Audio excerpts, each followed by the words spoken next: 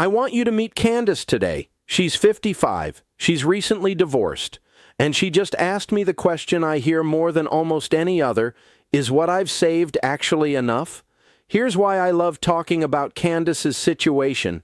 It's real. It's not some hypothetical with perfect numbers and a tidy bow on top. She's got $400,000 split between an annuity and an IRA, a home with a mortgage still attached to it, no real cash cushion, and a spousal Social Security benefit she's planning to claim at 67. That benefit, by the way, comes out to $1,800 a month, half of her ex-husband's benefit, which is something divorced folks are entitled to once they hit full retirement age, as long as they haven't remarried. A lot of people don't even know that option exists, so file that one away. Now, before we dig into Candace's specific numbers, I want to ground this in reality, because I think it'll help you see exactly where you stand too. Where does $400,000 actually put you? Let's look at 401k balances by age, using 2023 data, because this tells a story that the financial headlines rarely tell honestly. For people under 25, the average balance sits around $6,264 with a median of just $1,700. Move into the 25 to 34 range and the average climbs to roughly $37,000, median around $14,000. By 35 to 44, average jumps to about $97,000, but the median is only $36,000. Now here's where it gets uncomfortable. Ages 45 to 54. People who are staring retirement in the face, the average balance is about $179,000. The median? Just over $61,000. Let that sink in for a second. Half of people in that age bracket have less than $62,000 saved. That is nowhere close to enough if retirement at 55 or even 60 is the goal.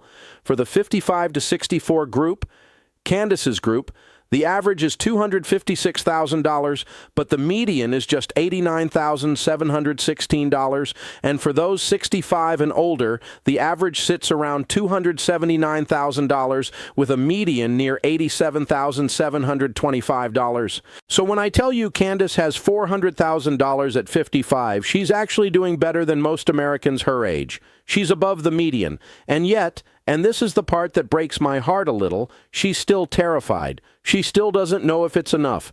And that fear, it's not irrational. It's smart. Because above average doesn't mean secure. Those are two very different things, and so many people confuse them. The tax question. Nobody wants to face. Candace keeps coming back to one thing, taxes. She wants to know about Roth conversions. She wants to be efficient. And I respect that instinct enormously because here's the truth most people don't want to hear. What you have saved matters less than what you actually get to keep. Let's look at her current tax picture. For 2024, her projected effective federal tax rate comes out to about 8.2%. On paper, that sounds wonderful. Low taxes, right? But hold on, because the tax code we're living under right now is scheduled to expire at the end of 2025. Unless Congress acts, we revert back to something close to the Obama-era brackets, which run roughly 25% higher than what we have today. So let's run that scenario. Push the brackets up 25% starting in 2026, and Candace's effective rate climbs from 8.2% to 10.6%. Not catastrophic on its own. But fast forward to 2042, once she's deep into required minimum distribution territory, and her rate creeps up again to about 13.32%. Why? Because her RMDs keep growing while nearly everything she owns is sitting in a tax-deferred account. Every dollar that comes out is a dollar the IRS gets to tax as ordinary income. And here's where I want you to really pay attention. What if tax brackets don't rise 25%, but 50% instead? Suddenly, Candace is looking at a 16.62% effective rate. That might still sound modest to you, but small percentage shifts on large account balances translate into real dollars, tens of thousands of dollars over a lifetime. Let me show you exactly what that looks like with required minimum distributions. Say Candace reaches age 75, sir, her actual RMD age based on current rules, still holding $400,000, earning a modest 5% return. In year one, her required distribution comes out to roughly $16,260.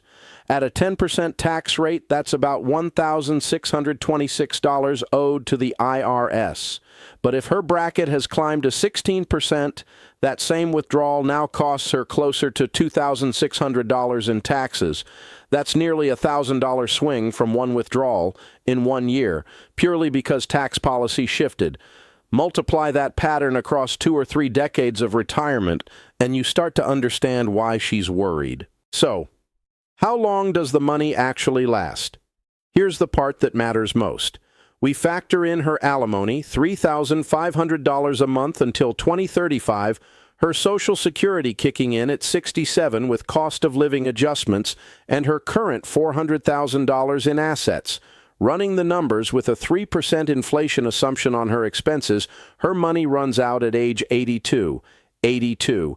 Read that again. Because her expenses are growing faster than her portfolio can keep pace with, even with Social Security stepping in.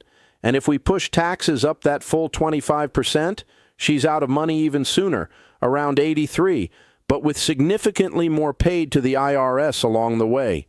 This is the moment where so many people just throw their hands up, but this is exactly where good planning earns its keep. Enter the Roth conversion strategy. Here's what we tried next. A 5-year systematic Roth conversion strategy, layered on top of the higher tax assumption. Now, I need to clear up something important because this trips up almost everyone. A Roth conversion is not the same animal as a Roth contribution.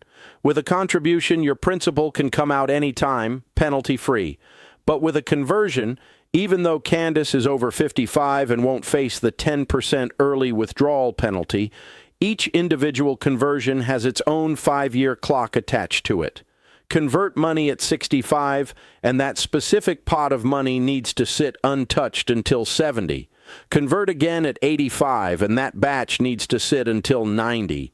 These are separate 5-year rules stacked on top of each other, conversion by conversion. If you're moving money from a traditional IRA into a Roth in retirement, you absolutely must understand this timeline before you touch a dime of it. So what did the conversion strategy actually accomplish? Here's the honest answer. It didn't extend how long her money lasted. She's still out of funds around age 83. But look at what happened to her lifetime tax bill. Without any Roth conversions, her projected lifetime taxation comes in around $332,000. With the 5-year conversion strategy in place, that number drops to roughly $38,000. That's not a typo. That's almost $300,000 in lifetime tax savings, just from strategically moving money from a tax-deferred account into a tax-free one during years when her income, and therefore her tax bracket, was lower. Now, I want to be honest with you because hype-free honesty is what builds real trust. The Roth conversions alone didn't solve her longevity problem. They solved her tax problem. Those are 2 separate issues, and you need separate strategies for each.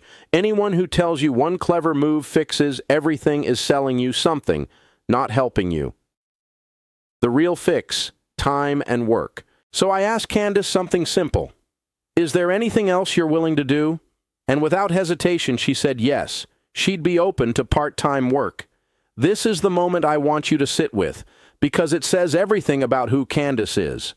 She spent her life as a homemaker. She raised her children. She did the kind of unpaid, undervalued, relentless work that doesn't show up on any W-2, but absolutely shows up in the strength of a family.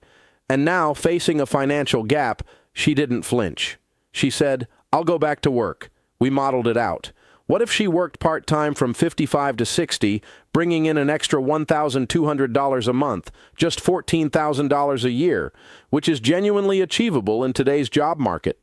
That single adjustment pushed her money's longevity from age 82 all the way to 87.